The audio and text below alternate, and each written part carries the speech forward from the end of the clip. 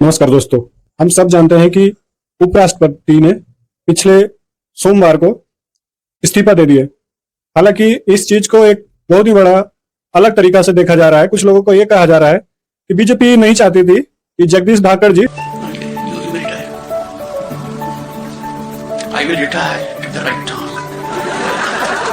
जो उपराष्ट्रपति हैं वो उपराष्ट्रपति के पद पे रहते हुए काफी सारे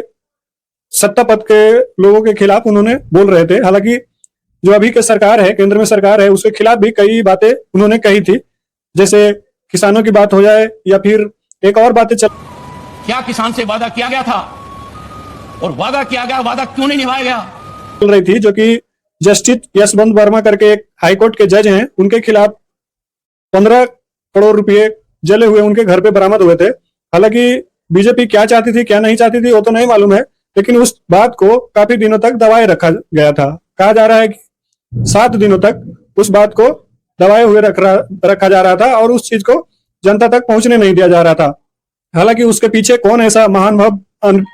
आदमी थे जिन्होंने पूरे मीडिया को दबाए हुए था। हालांकि ये भी कहा जा रहा है कि मीडिया भी तो सरकार का है, तो मीडिया तक इस बात को पहुंचा क्यों नहीं, जो कि 15 करोड़ रुपए किसी के घर से बरामद होना ये भी एक बहुत ही बड़ा बात होता है, जहां पे ईडी और सीबीआई ने अच्छे लोगों को, जैसे नेता हो, बिजनेसमैन हो, काफी लोगों पर रेड मारे हैं, जिसके खिलाफ उनको शंका और जैसे लगता था कि हाँ इसके खिलाफ कुछ ब्लैक मनी है या जो भी है, उसके खिलाफ काफी सारे लोगों पे, चाहे पक्ष हो विपक्ष हो, उसके खिलाफ रेड मारे गया है। जहां पे बोला जा रहा है कि जो जस्टिस वर्मा जी के यहाँ 15 करोड़ रुपए बरामद हुए जले हुए, पर उनके खिलाफ कोई कार्रवाई नहीं हुई, कोई एफआईआर दर्ज नहीं हुआ। फिर जगदीश धाकड़ जी को लग रहा था कि ये जो हो रहा है ये कहीं ना कहीं लोकतंत्र के खिलाफ जा रहा है, जो कि हम लोग सत्यमेव जयते के एक शपथ लेकर के आते हैं सदन में, जो कि जगदीश धाकड़ जी उपराष्ट्रपति राज्यसभा के चेयरमैन थे। उनको ऐसा लग रहा था कि कहीं ना कहीं इस चीज को जनता तक पहुंचना चाहिए। और एक जगदीश धाकड़ जी एक वरिष्ठ वकील के तौर पर भी कोर्ट में कार्य कर चुके थे। हालांकि राजस्थान के कोर्ट में भी उन्होंने वकीली तौर पर काम किए थे और उन्होंने दिल्ली के भी कोर्ट में वकील थे और उन्होंने वकालत भी, बोला जाता है कि 10 सालों तक उन्होंने वकालत की थी। उसके बाद उन्होंने राजनीतिक में कदम रखा था, तो उनको न्याय और अन्याय पूरी तरीके से समझ में आता था और उनको ऐसा लग रहा था कि ये जो जस्टिस वर्मा के यहाँ इतने कैश बरामद होने के बावजूद उनके ऊपर कोई एफआईआर और कोई कार्रवाई नहीं की जा रही है, इसका मतलब ये है कहीं ना कहीं सत्ता पद का भी हाथ है उसके उनको बचाव के लिए। तो इस चीज को उनको काफी सारा खटक रहा था और वो सवाल पे सवाल किए जा रहे थे, सत्ता पक्ष से भी सवाल पूछ रहे थे कि इसका जवाबदेही कौन होगा। और उन्होंने ये भी सवाल किया था कि जो किसानों का जो आंदोलन चल रहा है, उसका किसान का आंदोलन कब तक ऐसा चलता रहेगा, उसकी उनकी मांगे कब तक पूरी होगी। उन्होंने हमारे अमित शाह गृह मंत्री जी से भी काफी सारे इस मुद्दे पर सवाल किए थे। जगदीश धाकड़ जी ने सवाल पूछे थे कि पिछले साल भी किसानी मुद्दों पर चर्चा थी और इस साल भी किसान के मुद्दों पर काफी सारा स्ट्राइक हो रहे हैं जैसे, तो इस चीज को कब तक सोल्व किया जाएगा, किसानों का प्रॉब्लम को कब तक सोल्व किया जाएगा, इस चीज को लेकर काफी सारे सवाल खड़ा कर रहे थे। और तो और बिहार में अभी के समय इलेक्शन है, जो कि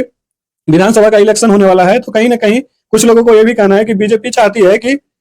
जगदीश धाकड़ जी को हटा करके नीतीश कुमार जी, जो अभी बिहार के सीएम है, मुख्यमंत्री है, उनको केंद्र में जो उपराष्ट्रपति के पद पे उनको लाया जाए, उनको रखा जाए, ताकि बिहार में एनडीए का सरकार बनने में कोई दिक्कत न हो। और एनडीए का सरकार मतलब बीजेपी का कोई मुख्यमंत्री ऐसा आए जो कि बिहार में अच्छा से कार्य कर सके। हालांकि नीतीश कुमार जी बिहार के मुख्यमंत्री हैं प्रेजेंट में, क्या वो मुख्यमंत्री पद छोड़ेंगे नहीं छोड़ेंगे ये तो बात की बात है। और तो और बीजेपी के एक नेता ने यह भी कहा है, नीतीश जी के नेतृत्व में ही हम चुनाव लड़े, एनडीए अब तक के सबसे बड़े बहुमत के साथ है कि जो उपराष्ट्रपति का पद है जो अभी खाली हो चुका है वो नीतीश कुमार जी के लिए अच्छा है, सुटेबल है, और उन्होंने नीतीश कुमार जी के लिए सिफारिश किया है। हालांकि नीतीश कुमार जी इस पे कितना सहमति जताते हैं नहीं जताते हैं ये तो नीतीश कुमार जी जानेंगे, लेकिन कहना यही है कि कुछ समय पहले भी चर्चा चली थी कि नीतीश कुमार जी पीएम कैंडिडेट हैं, प्रधानमंत्री बनने के लिए उन्होंने कांग्रेस के साथ हाथ मिलाए थे और महागठबंधन के साथ गए थे। हालांकि महागठबंधन ने उनको क्या कहा और क्या नहीं कहा, जिसके वजह से फिर उन्होंने एनडीए को ज्वाइन कर लिया और महागठबंधन में उनका एक तरीका से जो कांग्रेस में इंडिया गठबंधन है उसमें उनका दाल नहीं गली और फिर से वो एनडीए ज्वाइन कर लिया और एनडीए के साथ लोकसभा का सीट उनको जिस तरीका से मिला और उस पर वो लड़े, एनडीए के साथ लड़े। हालांकि मुझे तो ऐसा नहीं लगता है कि नीतीश कुमार जो राजनीति के इतने मजे हुए खिलाड़ी हैं वो बिहार छोड़ करके केंद्र में जाएंगे, क्योंकि केंद्र में उनको एक ऐसा पद चाहिए, चाहे प्रधानमंत्री का पद हो या राष्ट्रपति का पद हो, लेकिन वो उपराष्ट्रपति के लिए तो कतई जा नहीं सकते हैं। और फिलहाल में उन्होंने तो बिहार का सीएम है और आने वाले 5 सालों के लिए भी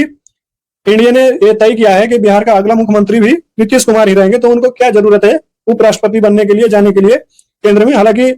अभी 2025 चल रहा है और 2027 तक 2 सालों के लिए भी जगदीश धाकड़ जी को रहना था, और उन्होंने शपथ में भी कहा था कि मैं 2027 तक उपराष्ट्रपति के पद पर बने रहूंगा। लेकिन ऐसा क्या हुआ कि उनको एक इस्तीफा देना पड़ा, और इस्तीफा देने के पीछे के कारण कहीं ना कहीं लोगों को कहना है कि ये सत्ता पद का दबाव है, जो कि उनको एक तरीका से बड़ी इस्तीफा दिलाया गया है। उनको बातों को इग्नोर किया जा रहा था, वो जो बोल रहे थे उस चीज को कोई सुनने को तैयार नहीं था। हालांकि सदन में इतना तक भी कहा गया था कि जो जेपी नड्डा जी हैं उनके साथ भी उनका कुछ अनबन हो गया था कुछ, तो इस पर भी काफी सारी चर्चाएं हुई थी। बाकी क्या है न क्या है आप लोग भी कमेंट करके जरूर बताइए, लेकिन ये भी बताइए कि क्या हमारे मुख्यमंत्री जी नीतीश कुमार जी उपराष्ट्रपति के पद पे सुटेबल हैं या नहीं है, क्या वो जा पाएंगे नहीं जा पाएंगे, इसके लिए भी कमेंट करके आप लोग जरूर बताइए।